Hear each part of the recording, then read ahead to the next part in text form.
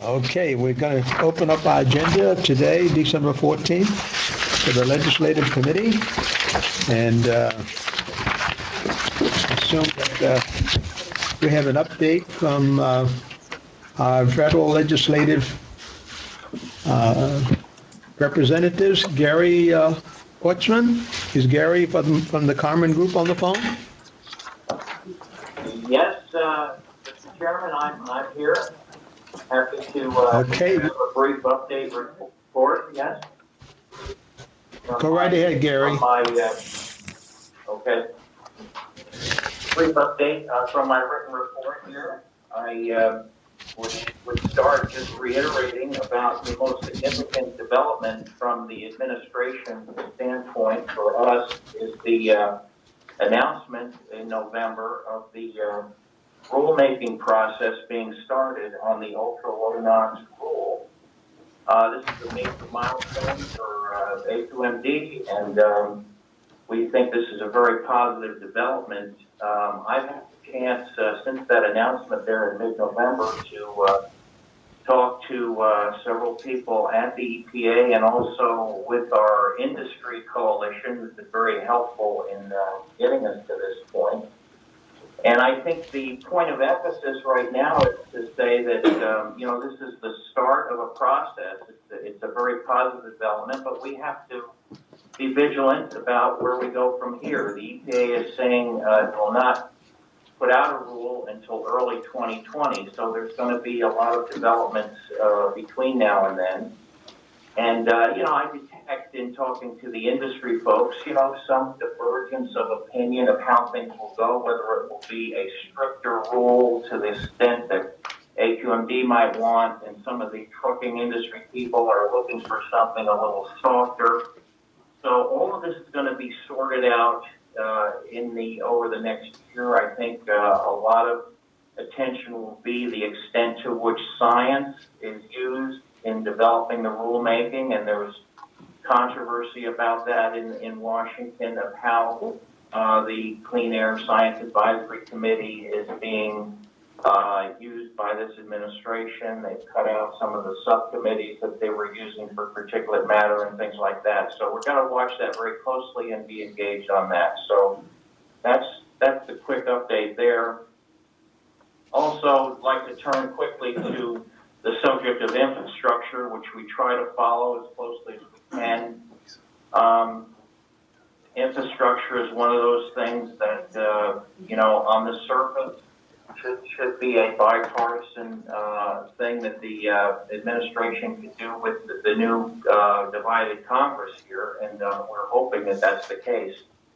And I think from our standpoint, we'd like to see a clean air portion of funding go to clean air within the infrastructure pot, so to speak. And so we're watching very closely of how developments are flowing on that. We see how Senator Schumer the other day put a letter out saying that he's insisting, as the Democrats want, that climate change be part of the infrastructure fund. And we would chime in with that and try to work with that, I think, to make the focus on clean air developments as well. So I think those are the key things I see there. Of course, with the administration, there's a lot of focus on the partisanship that we see in Washington right now. That's going to be there no matter what. We have to be prepared for the positive developments that we can come up with on clean air that we're working on. So that would be my quick report today. Be happy to answer any questions. Gary, can you give us a little bit of feel for what's going on with the new administrator concerning California's exemption of tailpipe emissions and the particular situation that we were supposed to be having these rules developed to meet, I think it's the 2025 to 2030 Knox rules. At one time, I had heard that there was a move to basically, do away with our exemption as it relates to not only our state, but the other 12 states that have likewise chosen to join in with us. You're talking about the cafe rule, basically, the Yes. fuel efficiency standards? Yes. Yes. This is Well, Astrid it's signature. still the subject of some negotiation, I would say, and it's from the administration standpoint, they keep saying that they're negotiating with California on this, but I think from the California side, it sounds like they don't feel like the negotiations have been as positive as they would want. I think, there's concern always that this is going to end up in litigation, and I think some in the administration are sort of resigned to that, but they put out a good faith publicly that they'd like to come to an agreement with California, and we've heard talk of maybe there'd come a point where the president would have to get on the phone or in a meeting with the governors and maybe the new governors to try to sort some of this out, see what could be done. So I think you're looking at it maybe moving in that direction at some point. Okay. Any further questions by any of my colleagues? Okay, hearing none. Thank you very much, Kerry. So we'll move on to Amelia of the Cassidy and Associates. Hi, good morning, everyone. It's Amelia. I'll keep things brief. I'm sure all of you saw that yesterday Nancy Pelosi secured herself as the next Speaker of the House by imposing a term limit on herself. It's Groundhog Day. We're still waiting the spending bill to decide if it's going to happen or not for border wall security funding, and we should have some idea about what that looks like early next week. If not, the government will shut down on the 21st. January 3rd, the new Congress convenes. We should be getting some initial indications early in January of what the committee assignments will be of both the existing Democrats, but also the incoming members of Congress. And the last thing I'll point to is that one of the first things that we're going to see come out of the House is a series of climate hearings in January. So happy to answer any questions.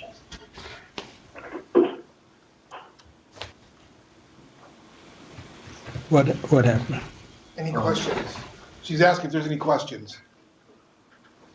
Okay, something happened to our voice here. I have no questions. Supervisor Rutherford, any questions? No? Dr. Burke? No. All righty. Thank you very much, Amelia. Then we'll go on to Mark. Hi, Kadish? Mark Kadish here. Kadish. I think most of my report has been covered.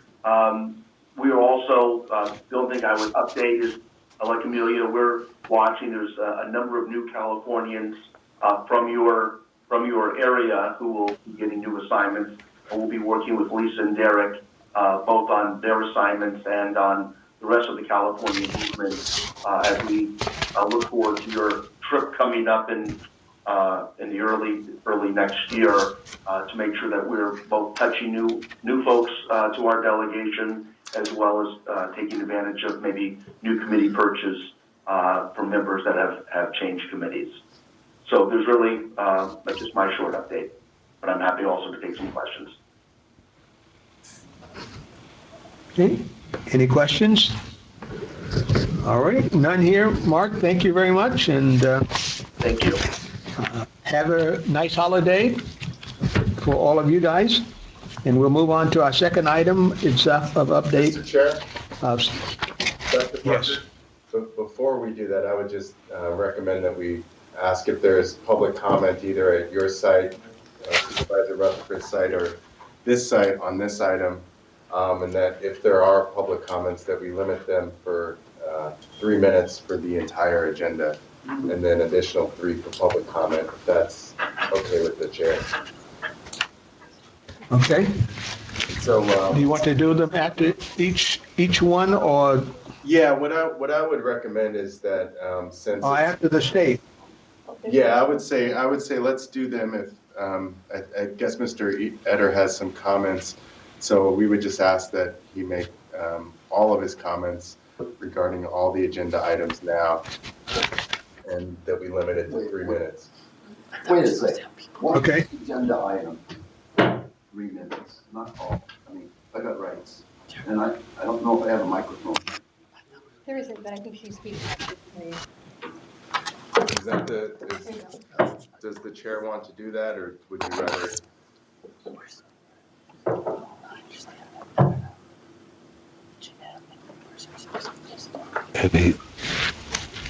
Go right ahead, Mr. Eder.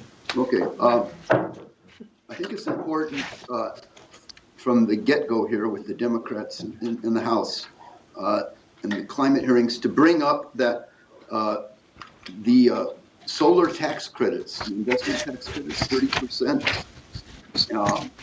should be refundable for low income. And this is the way that we had it back in the late 70s and early 80s here in California for low income. The tax credits were refundable, and this greatly increases options for financing the solar systems and related, vehicles, EVs, etc. So I think it's that all of our consulting groups at the federal level should coordinate and work on this together. And we're working on this as well, Public Solar Power Coalition. So this was available here in California. We started the tax credits back in the early mid-70s, and then the feds came on when Carter came into power. Anyway, this is something that will really help low and middle income people, and 40% of the state and the districts, so low income. So it's important. Any questions? Or Thank you. Any questions for Mr. Eder? None here and none with Supervisor Rutherford. Thank you very much. Then we'll move on to our state. Any further public comments there at CCA? Okay, seeing none, then we'll move on to item number 2. And David Quintana. David? So that's actually, This is Katie Maple on behalf of David Quintana. Good morning. I'll just provide Who was it? a brief update. I didn't hear. This is Katie Maple. Katie Maple from Quintana's office. Okay, Correct. got it. Okay. Good morning. I'll just provide a very brief update. Things have been quiet in the Capitol. We're on a break until January 7th, when the legislature will reconvene. We did have our very last late election results between Dan Nguyen and Tom Umberg, and that was finally decided. So Tom Umberg, the Democrat, won in that. That leaves us with a makeup of 60 Democrats in the Assembly and 20 Republicans, and 29 Democrats and 11 Republicans in the Senate. And I just wanted to make a quick note about electoral changes. I think there's been a lot of discussion about why so many races changed late in the game.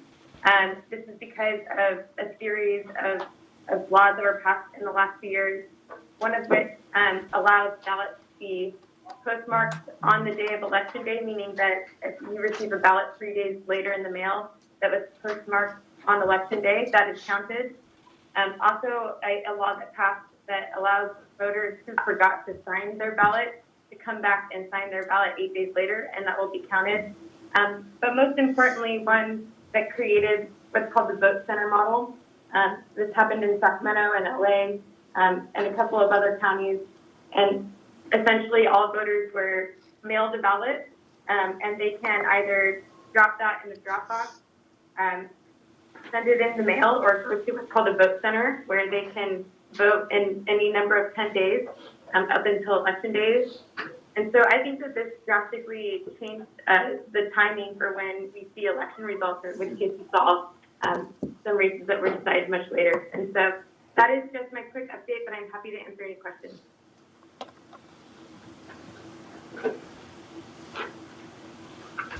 Any questions for Katie?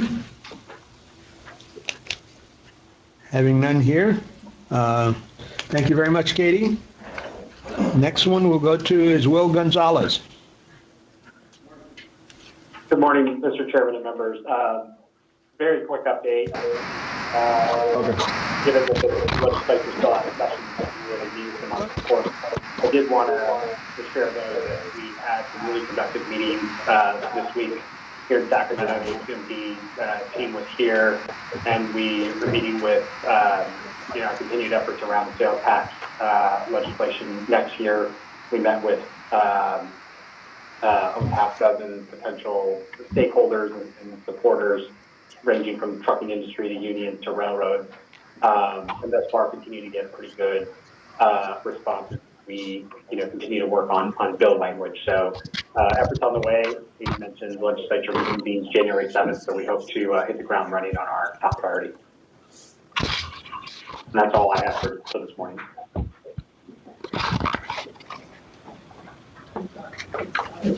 Okay, I was watching our screen. I don't know what yours showed there for, I guess, Councilman Buscaino's coming on, and it looked like they were having an earthquake in his office there. Okay, any questions for Will? Hearing none, thank you very much, Will, and then we'll go on to Jason Gonzalez. Good morning, Mr. Chairman. You have Paul Gonzalez on the line this morning. Just a quick update. Wanted to provide the committee with the fiscal outlook. The state's legislative analyst office came out and said that the state is looking at a $15 billion surplus in the upcoming year, with about $14.5 billion in reserves. So the state's doing very well fiscally. However, the legislature is no short on ideas of how to spend that money. On December 3rd, when all these new members were sworn into office, they introduced over 100 bills that very day with a price tag of over $40 billion. So no shortage of ideas of how to spend the money, but the governor-elect Gavin Newsom met with legislative leaders and told them all this will be whittled down and we will live within our means. It's no surprise, or it's not unnoticed by him, that we're riding high on an economic recovery, and a recession is in the midst and will be coming. And I think the last thing he would want is to start off in office with a $15 billion surplus and end with a deficit. So we'll continue to monitor all these bills that are going to be introduced, and we'll keep the committee apprised. And that's all I have for my update. Just want to wish everybody happy holidays and look forward to next year with you all. Thank you very much, Paul. I guess that right now in Los Angeles Unified School District, they're looking for a few billions in order to help them get out of the rut that they are evidently in, threatening a school strike. So to the extent that that money is going to be surplus, may not be very long. Any questions for Paul? My daughter was one of the people putting those bills across the desk. And hers was probably 400 or 500 million itself. So I know that there was a line at the desk that was probably 25 people long. It was insane. Dr. Parker, Okay. Yes. we have a request to speak on agenda item number 2. All righty. We'll go forward then with the public comments, since we have none here, and Senator Rutherford, and I see no one is at No. Buscaino's Public office. comment?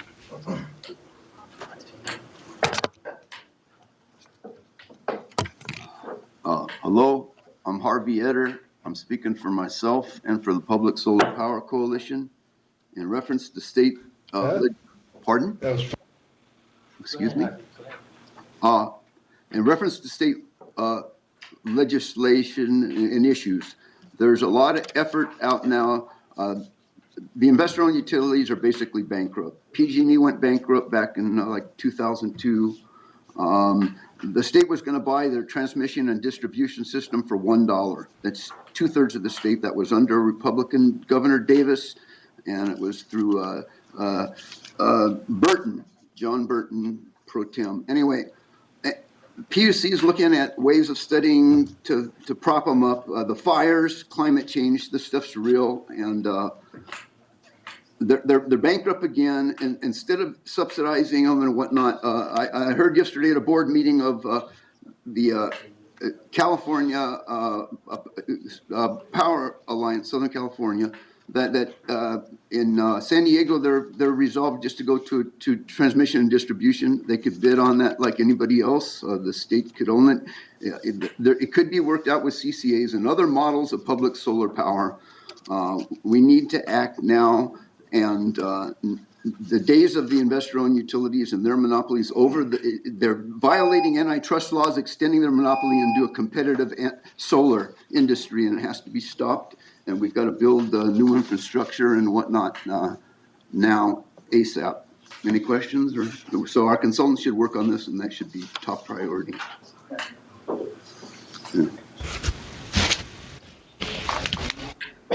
Thank you very much, Mr. Etter. Anyone else there at CC8? No, sir.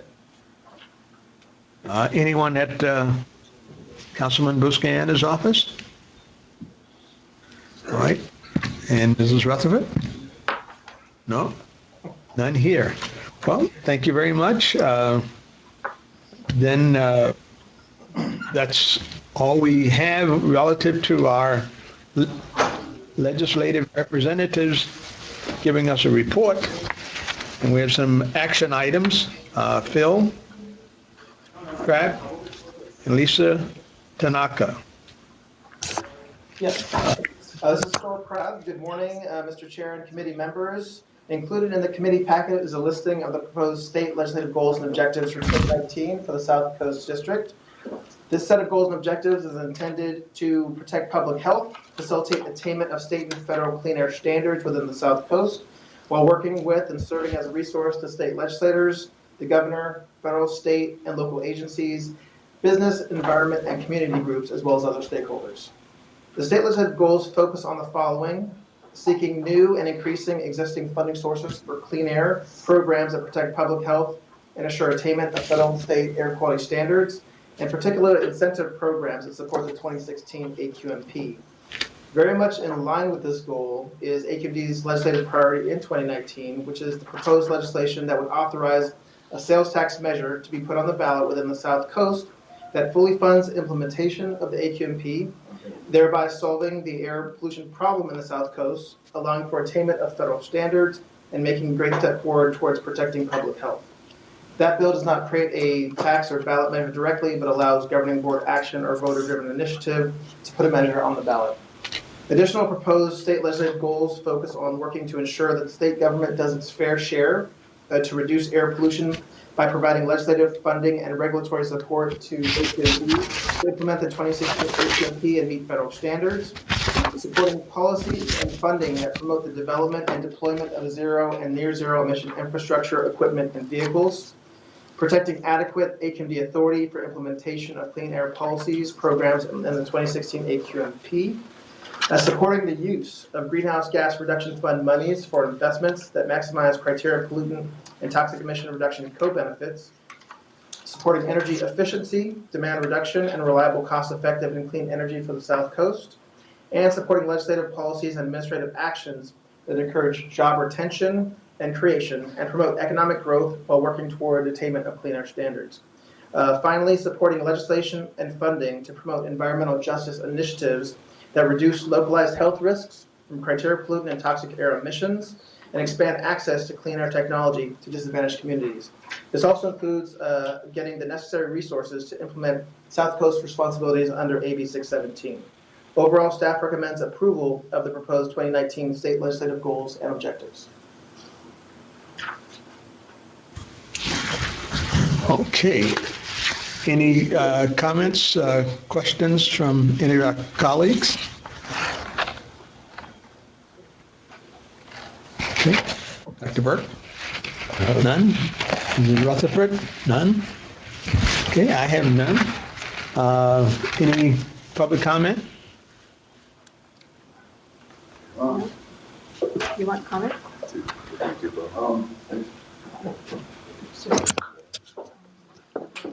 Did we do federal too? No, we haven't done So let's do both. Hello, this is, We're going to do federal first. pardon? We're going to do federal first. I'm a little confused. So should wait for a further report? No, we're right here. We're on 3, right? Yeah. So We're only we're only half done with the report. With number 4? We're not done with number 3, Harvey. We'll call you as soon as we're done with 3. Okay.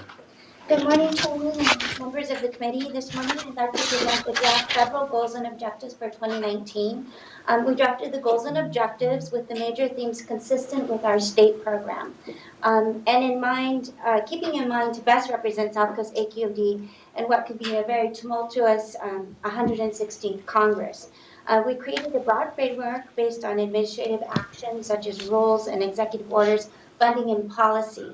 Some of our key priorities will be focusing on the rulemaking for the ultra-low NOx standard for heavy-duty trucks and engines, the corporate average fuel economy standard, which Dr. Parker mentioned earlier, as well as the California waiver and transparency in science. With regard to funding, we are seeking funding to meet our AQMP obligations. One key funding area we're looking at is the reauthorization of SERA and hopes to bring more money for severe non-attainment areas such as the South Coast Oil Basin. Other funding programs of interest will continue to be the targeted airship grants and Section 103 and 105. With regard to infrastructure, we're also looking at that very closely. The Senate leadership and others in the House have indicated that if there is an infrastructure bill, they would like to see climate initiatives tied to it, and we're hoping that that may mean funding, which we will vigorously advocate for South Coast SCAQMD.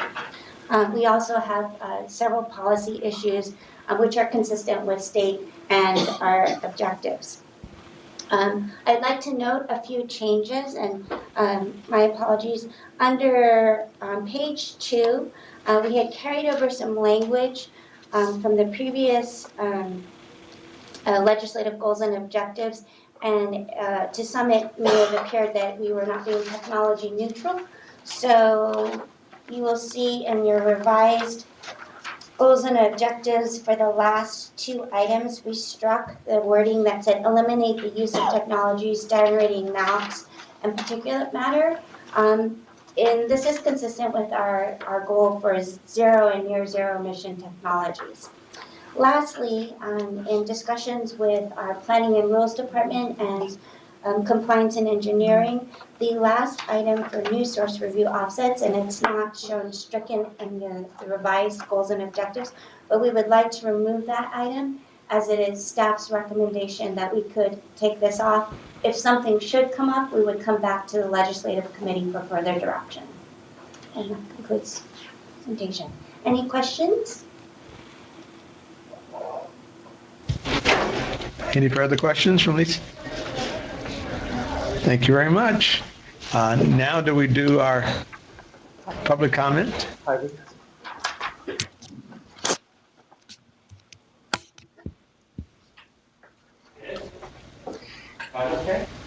Hello, good morning. My name's Harvey Eder. I'm speaking for myself and for the Public Solar Power Coalition. I want to incorporate what I said earlier today to this group, the committee, and in reference to trying to get funding, refundable tax credits for low income, and also for legislation that moves us on to public solar power for the state instead of the investor-owned utilities that have conflicts of interest and whatnot. Also incorporate comments made like yesterday to Clean Power Alliance of Southern California, the board that included a lot of these issues.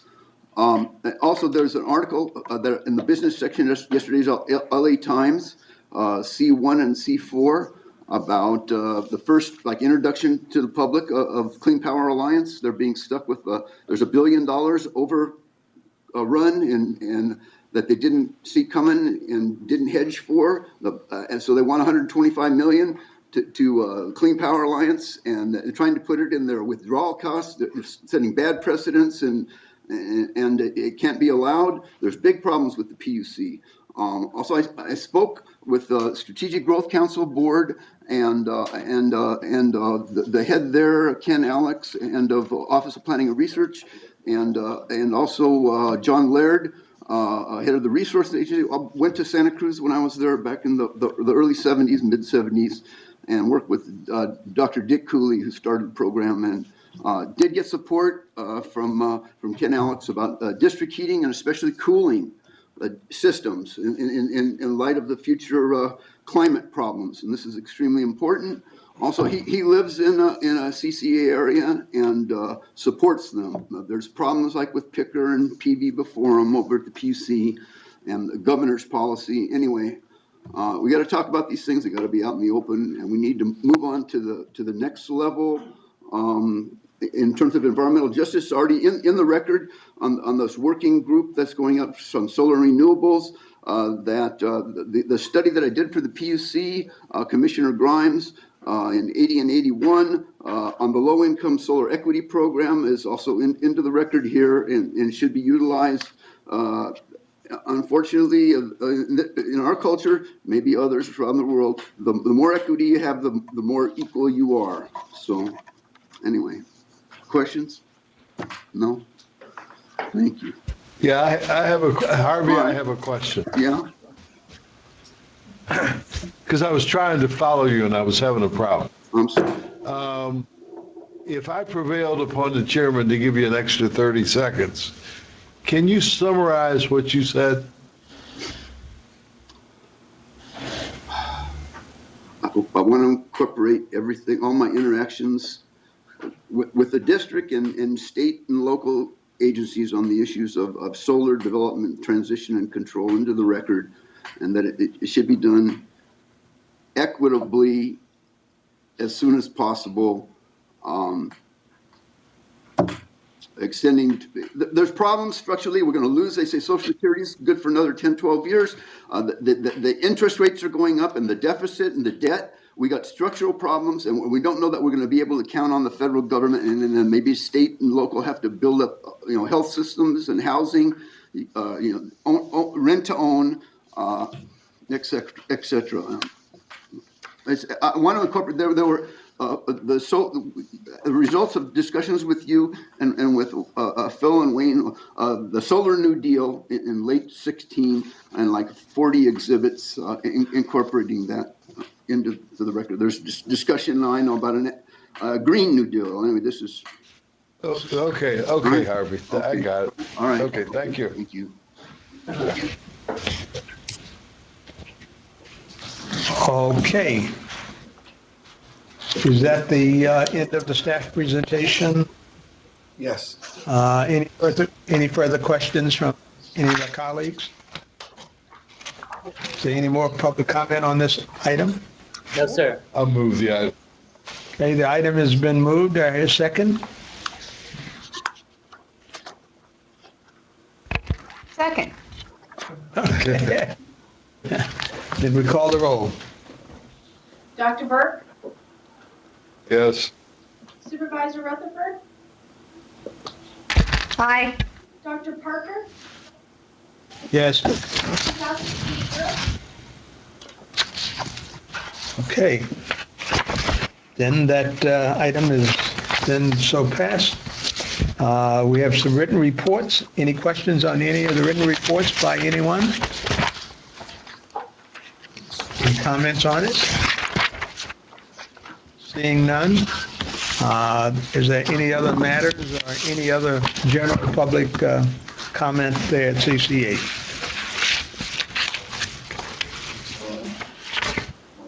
There doesn't appear to be any, Mr. Chair. Okay. Then we will say our next meeting is going to be Friday, January 11th, 2019. And this meeting of the Legislative Committee is hereby adjourned. Thank you very much, and everyone have a happy holiday and Merry Christmas and Happy New Year. No.